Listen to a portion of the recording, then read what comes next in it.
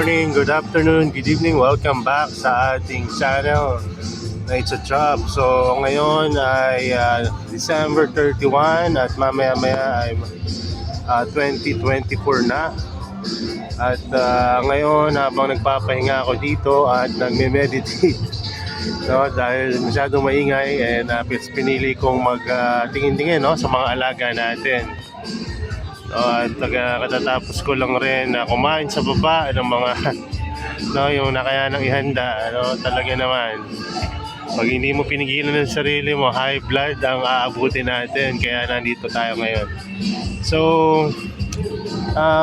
meron akong sa inyo i-share no. So, yun yung pag-aalaga hindi lang sa Heliampora, dito tayo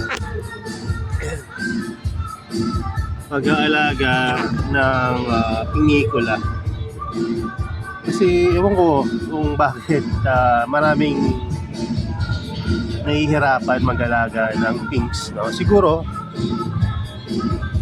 ang pinikula kasi mas madali siyang alagaan, paramihin kapag nasa natural light sila no? Kasi yung mga iba, hirap na hirap silang makapag-alaga na mabuhay, mapropagate itong mga things na, pero dito sa atin sa tingin ko mas madali no? Kasi hindi naman sa pag-iibang no, hindi talaga, kasi naisip ko lang no, na ang dali kong naalagaan, wala naman akong binibigay na extra care maliban na lang syempre sa ino-consider syempre to na carnivorous plant yung alagaan mo. So babalik na naman yung tatlong low minerals, low nutrients, water, sunshine and medium no. Tapos yung iba lagi ko nakikita na puro mga sandy yung kanilang medium na walang problema doon. Pero pansinin nyo, dito sa akin halos ang ginagamit ko lang kung hindi pure sphagnumos, sphagnumos and perlite, which is the usual no. At nabubuhay naman sila at lumalaki no. May mga malalaki tayong mga pinikula dyan sa labas tulad ng yung primuloflora, yung nagbulaklak na primuloflora sa labas. Tapos yung Aphrodite no, nandun sila sa labas. Tapos nilabas ko na rin yung iba pang mga pinks no? Tapos na-propagate na rin natin yung Cyclosecta na dati hirap tayo mag-alaga. So pasensya na sa ingay dahil alam nyo na, New Year ngayon. So palakasan talaga no? Both side ng mga mga nagpapatugtog. But anyway, balik tayo dito sa pinks no? So ang ginagawa ko lang no, ay tinatanim sila sa sphagnumos or sphagnumos and perlite no. Ang pinks hindi ganun kadami yung kanilang ugat, kaya kung mapapansin nyo, pwede nating iangat dyan. Makikita nyo may mga ugat pero hindi ganun kahaba no. So try tayo Let's propagate na rin natin mamaya. And ito, halimbawa itong Moranensis na to, pili tayo no? Ano kaya yung gusto natin, kasi ito napakaganda na ito para sa lahat. Tingin ko siya may pinakamagandang rosette. Sirain man natin kahit ako nang hinayang, ito na lang. At least ito may malalaking leaf, so mas mataas yung chance ng success rate. So pagka konting hila nyo lang dyan, kita nyo na iangat agad natin. Tapos yung ugat niya, ganyan lang simple no. Sabi ko nga para ka lang nag-alaga ng ng succulent no? Although hindi naman talaga ako nag-aalaga ng succulent, pero yung wife ko kasi may mga succulent dito at talagang napakadaling paramihin no. Parang sa succulent leafulings lang. Pagkakaiba lang nito parang succulent na carnivorous plant. So parang ako nagpo-propagate, naghihila lang ako ng leaf no. So dito na natin siguro i-propagate. Ayan dito.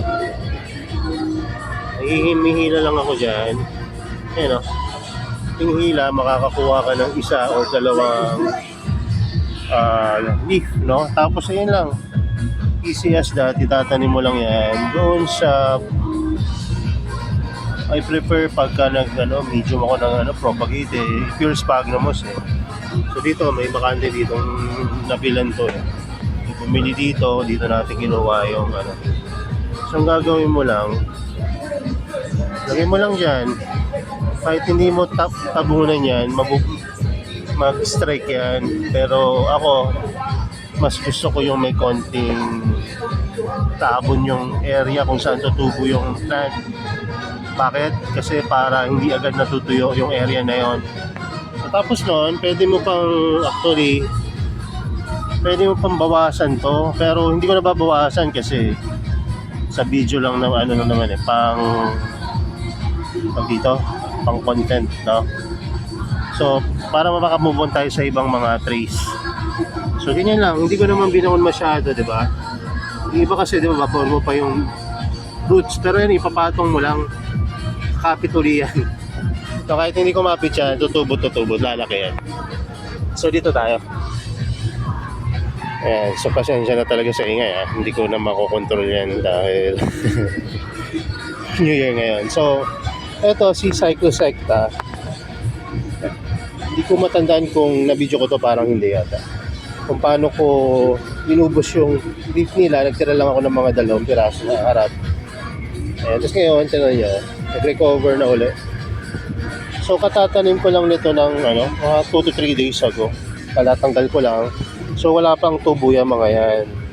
Pero may mga nauna akong mga tinanim dyan, which is nag-strike na tulad na ito. Ayan, natuyo na rin yung leaf sa gilid. Tinubuan na. So, dito rin. Diba? Ito pa. Ayan.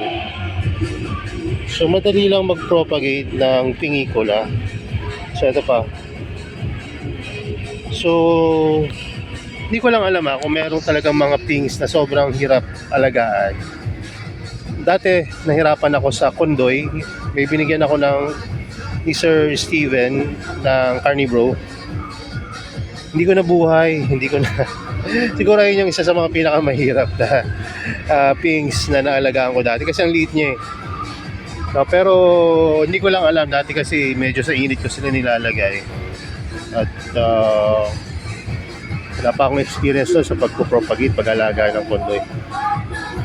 So, ngayon siguro tatry uli natin. Mag-acquire tayo ng Kondoy kung matcha-challenge na naman tayo. Pero ang binili ko ngayon ay yung Pingicula gly.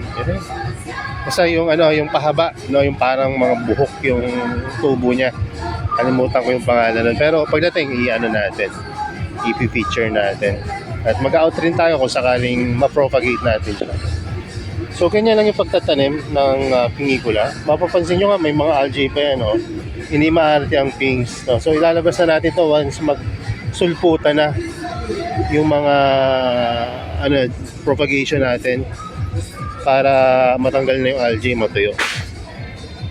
So, saan pa ba yung ibang mga pings natin? Dito sa baba, ayan. Ibang ping natin nandito. Ayan, ito yung Setos, Agnata, Photosciences pala ito. Yung Setos sasalabas So, pinropagate na rin natin yan. At naging successful naman yung mga propagation natin. May mga bago at lumang propagation, kaya abangan pa rin natin yan. Pero, tingnan nyo, ang dapat pagka nagpo-propagate kayo, wag masyadong basa yung basa. Wag tama, hindi babad. Basa siya pero hindi yung babad na babad. O tingnan niyo to, kalalagay ko lang pero may 2 leaf agad na lumabas. Diba? So madali lang mag-propagate ng Pingicula. So, sa mga baguhan, ang challenge lang talaga ay makarating sa inyo ng maayos yung plant. Kasi medyo mahirap siyang i-ship papunta sa isa pang grower. Kaya yung iba pinapadala to ng Beirut, siguro mas maganda nga kung Beirut Ako nagpapadala ko nito may medium, pero kung gusto niyo i-try na walang medium, pwede natin i-try. Nakapag-try na pala ako na walang medium dati. Halos wala rin pagkakaiba sa may medium, kaya nilalagay ko na sa medium. So dito naman tayo sa labas. Meron pa tayong things dito na isa pa. Meron pa palang iba pa. So ito. So ito naman yung setos. Ayan, ito na. Setos na to. Yung nagpupula or nagpukulay. Wala siyang masyadong kulay ngayon dahil gabi ngayon.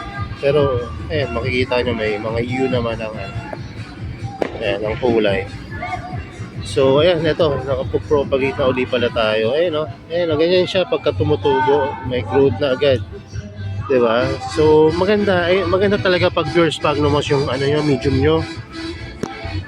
Hindi ko alam talaga kung bakit walang masyado nagtatry ng pure sphagnum moss medium sa sa pings. Ang lagi ko nakikita puro sandy yung ginagamit nila. Ako, mula propagation hanggat lumaki, pure sphagnum moss toppings or sphagnum moss and perlite, na konti lang yung perlite. So ayan ang ginagawa ko. Although ayan, may mga algae nga. Hindi naman yan, madali lang matanggal yung algae na yan. Once na pinulsan mo yan, pwedeng ipulsan ng mga pinks. Matatanggal rin yan. Or gawin natin yung ginagawa ko nung pagre-recycle ng medium na kinakalkal na lang, iniilalim yung may punggus, iniibabaw yung wala. So ito naman yung mga Aphrodite. At pinropagate ko rin to kanina habang papahinga kami dito sa taas. Tinanggal ko na yung mga damo. Kung makapin nyo, halos wala na kayong makikitang damo dyan. Ang meron na lang yan, yung mga tinanim ko na leaf. Kanina lang yan tinanim Ayan. So ganyan ang ginagawa ko, leaf propagation.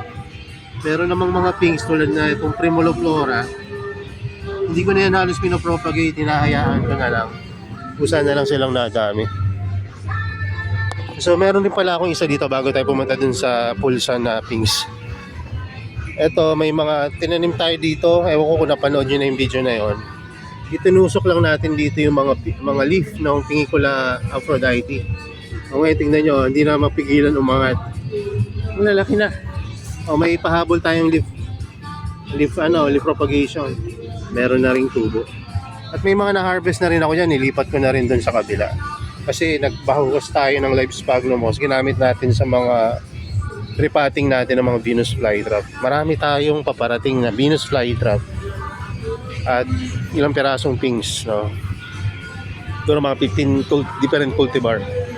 At yung 15 different cultivar na yon, halos 80% ng mga paparating unique traps. Kaya excited na rin ako makita pagka dumating. So ayan, merong pala tayong bad news. Nagripat ako nung isang araw. Medyo sinipag kasi ako magripat. Kaya lang, dahil gabing-gabi na ako natapos, hindi ko alam kung ako yung may kasalanan. Hindi ko na itanim ng maayos si Hanicas butterfly. So wala dito yung plant. Siguro nahulog ko. Pero may nakita akong isang rhizome or leaf dito na hindi pa ganun katuyo. Tinanim ko dito sa loob. Hopefully, Hanicas yun. Para kahit papano may natira tayong propagation. Madali namang matonton kung nasan yung Hanicas pagka medyo lumaki na siya. Kasi yung mga traps man unique, no? So, iilan pa lang naman yung mga natin dito. Yung mga plants na tinanim na mga bago. So tanda ko pa kung ano yung mga bagong tinanim ko. Kaya kung sakaling maligaw kung saan man dito, makikita ko pagka lumaki na. Kasi pag nag-out tayo, chinecheck naman natin talaga yan. So dito na tayo sa pulsan na Pingicula primuloflora. Ayan, ganyan yung itsura ng Pingicula primuloflora sa pulsan. Akala ko hindi matutuloy yung bulaklak na ito, pero ayan, natuloy pa rin. Yun nga lang, hindi nga na-pollinate kasi wala naman pinks dito. No? Maliban na lang kung may bee na may daladalang pollen na pwedeng mag-pollinate sa kanya. Pero ganun pa man, napakadaling paramihan na itong Pingicula primuloflora. Kung makikita nyo, ayan pusa yan nagpaparami. Ayan yung mga dulo niya, pusang nagtatanim ng Pingicula. So kung mapupunta siguro yan sa wild tapos low minerals, baka ayan pa siguro yung maging yung magiging dahilan, no? Dadami yun sa isang lugar na hindi siya locally makikita or endemic. So which is hindi naman dapat yun, no, na magtanim ka ng mga plants na hindi endemic sa lugar. So yun lang muna, no, at tutuloy ko na muna yung pagsilay dito sa mga halaman natin. Kaya okay rin minsan na may growing area ka na may bubong, tapos kahit pa paano may ilaw, no, nakikita mo yung mga halaman mo. At in a way, no, nakaka-relax at natatanggal, no, o napapawi yung pagod mo. Tulad nito na kahit na sobrang lakas ng mga tugtog, ayun, no, na ano tayo, na re-relax at hindi tayo masyadong naiinis sa sobrang lalakas ng tugtog. So yun lang muna, at siguro pagka next year, pagka medyo wala nang masyadong ingay, gagawa natin ng video rin tong si Helianthora, kung paano natin na-achieve yung ganitong itsura ng Helianthora. Hindi naman siya sobrang ganda, pero para sa akin, achievement to. Kasi dati hindi ko napapalabas yung Helianthora na may mga nectar sa ibabaw. Yung itsura ng Helianthora ko ay parang ganyan, no, yung leaf niya, oh. Walang mga nectar sa ibabaw. Maganda pa nga yan, eh. Kasi yung Helianthora ko talaga dati halos talagang napaka-common tingnan. Pero ngayon, para sa akin, maganda sila. Ayan, oh. Ito nga, nagkukulay na, eh. Minor lang yan. Tapos meron pa tayo dito mga Helianthora na iba yung cultivar, no? May kulay na rin, no? So as a outdoor grower ng Helianthora, para sa akin malaking bagay na po yan. Kasi sa indoor mapapakulay mo talaga itong mga Helianthora, eh. Pero dito sa outdoor medyo mahirap kasi kailangan mo munang patibayin sila sa environment na meron ka. From there, no, kailangan pa-establish mo yung roots. Yan, kung saan na silang gagantay niya. Talagang time lang talaga ang kailangan mo dahil it will take time talaga bago silang gumanda ng ganito. At bago sila gumanda ng ganito, kailangan mo rin sila bigyan ng magandang medium at setup, no? Kaya ito, hindi ko na to babaguhin. No, ganyan na lang sila. Kaya itong tray ko or cage, halos hindi ko na to maibaba kahit wala lang laman, kasi iniisip ko pag binaba ko to baka masipa-sipa lang sa baba itong trays of Helianthora. Yun nga, na talagang pinuyat ko itong kakanood, kung paano i-propagate natin.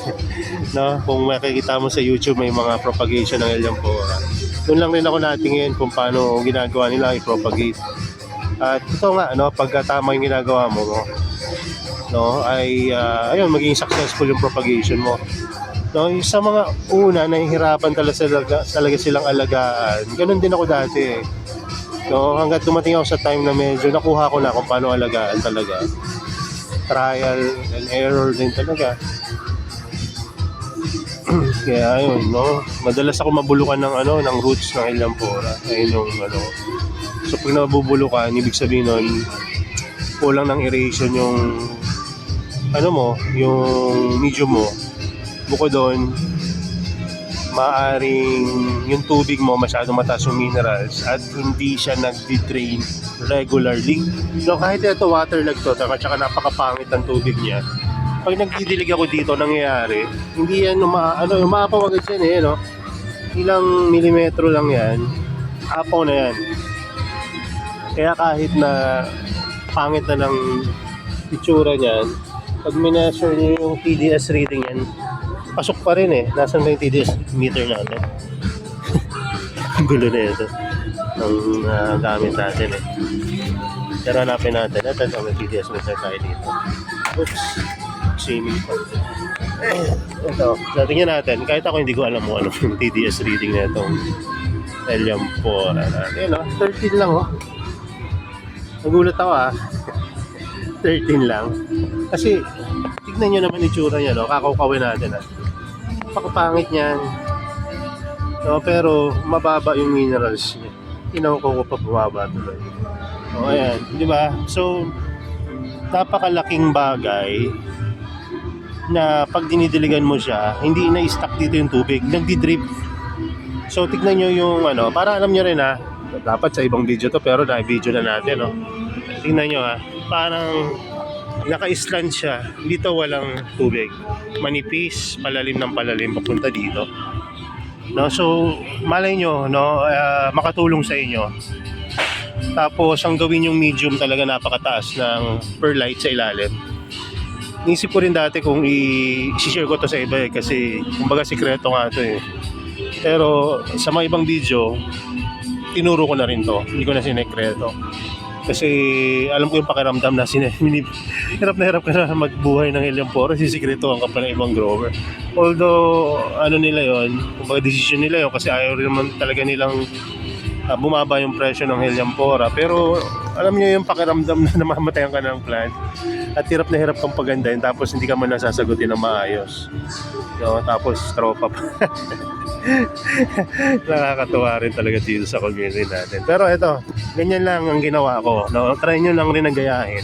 At isa pang puntos na pwede nyong gawin pala, huwag nyong itatanim na sobrang lalim ng helium-pora. Yung tipong, ayun o, tingnan nyo, lahat ng helium-pora natin. Yung ugat, siyempre nasa ilalim. Pero yung picture niya, ibabaw talaga lahat yan. Oh, dito mas kita dito eh. Oh, ayun o. Diba? O yan. Para kayo nag-alaga ng aloe vera na halaman. Hindi nakailalim yung crown or yung growth point nung plant. Ayan, dapat sa ibang video pa to pero naituloy na natin. Pero okay lang rin.